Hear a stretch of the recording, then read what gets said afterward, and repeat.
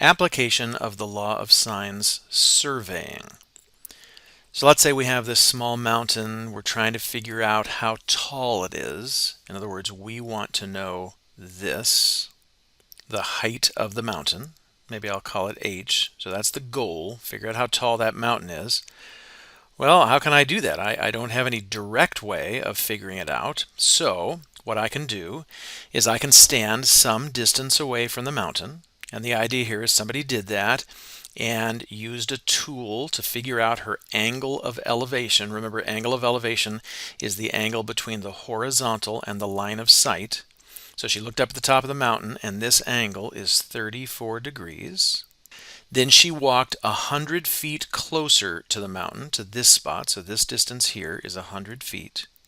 And now when she looks up the mountain, you can tell it's a little bit of a bigger angle, right? The closer you get, the more you'd have to angle your neck up to look at it.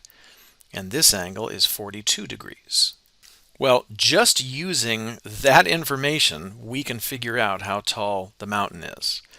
The last time we saw this problem, the math was a little more complicated because we only knew how to deal with right triangles. And I will still have to deal with a right triangle. I mean, I see this H is part of a right triangle, this triangle right here. Now, though, I also know how to deal with oblique triangles, meaning triangles without right angles. And I'm noticing that this triangle down here at the end is oblique, and I know some of the pieces, so I should be able to use that to help myself.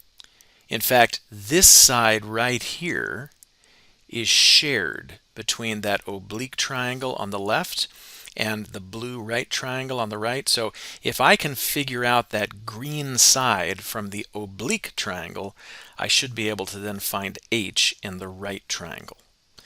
Do I have enough pieces in the red oblique triangle? Well, I see two. I see the 34 degrees and I see the 100 feet. I also know one other angle because of geometry. I know this angle right here. And that is because that angle and 42 degrees make a straight line, a straight angle, which means they are supplementary. They have to add up to 180 degrees. So all I got to do is subtract 180 minus 42, and that would tell me this angle. That comes out to be 138 degrees. Well, I want to know the green side. Maybe I'll call that A. Let's see, do I have enough information to find side A? I have the angle that's opposite. I also need a complete pairing. I have the 100 feet. I think I need this angle right here. But that's easy enough to find. All I would have to do is add up 138 and 34. That comes to 172. That little angle up there is just the difference from 180, so that would be 8 degrees. So this little angle here is 8 degrees. I have enough now to use the law of sines. And after you do this for a while, you realize it's not even super important who you're calling alpha, beta, gamma, and all of that, as long as you're consistent between using the opposite side with the corresponding angle. So the law of sines I'm going to use here would be sine 8 degrees over 100. That's one pair. That's the only complete pair I know. And I know from the law of sines that that's equal to the sine of 34 degrees divided by A. 34 degrees and A are opposite each other. If you want names, of course, you can always say, well, this is my beta and this is my B, but it doesn't really matter. Okay, similar math here. We're going to cross multiply and then divide. Divide both sides by sine 8 degrees, and then I can go to the calculator. 100 sine 34 divided by sine 8. I'm in degree mode, and I get 401.8 approximately.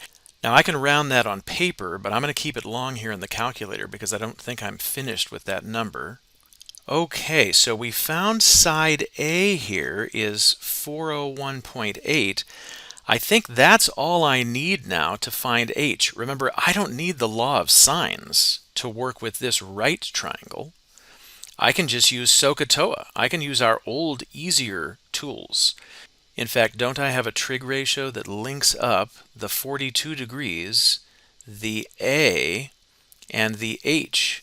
it would be what, the sine ratio? Yeah, because sine in that right triangle, sine of 42 degrees is equal to the opposite leg, which would be h, divided by the hypotenuse, which would be a. And of course, we just figured out that a is really 401.8. All I have to do is clear the fractions, and I've got h. Let me write it around the other way. So h, we're saying, is 401.8 times sine of 42 degrees. When I go back to the calculator, I'll want to use that long value. In fact, it's the last thing that was sitting there, so I can just type times, so the calculator understands, take my last answer and multiply it by sine of 42 degrees. And we've got it. H is 268.9. And so we've done it. Not much of a mountain, but 268.9 feet high.